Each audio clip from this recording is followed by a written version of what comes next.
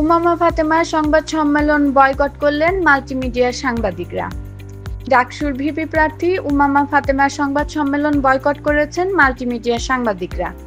সোমবার 1 সেপ্টেম্বর বিকেলে ডাকসু ভবনের সামনে আয়োজিত সংবাদ সম্মেলন থেকে ঘোষণা দিয়ে সরে যান বিভিন্ন সংবাদ মাধ্যমের মাল্টিমিডিয়া সাংবাদিকরা। জানা যায়, গত সপ্তাহে ডাকসু নির্বাচনে মাল্টিমিডিয়া সাংবাদিকদের ভূমিকা নিয়ে প্রশ্ন তুলে ফেসবুকে একটি পোস্ট দিয়েছিলেন উমামা।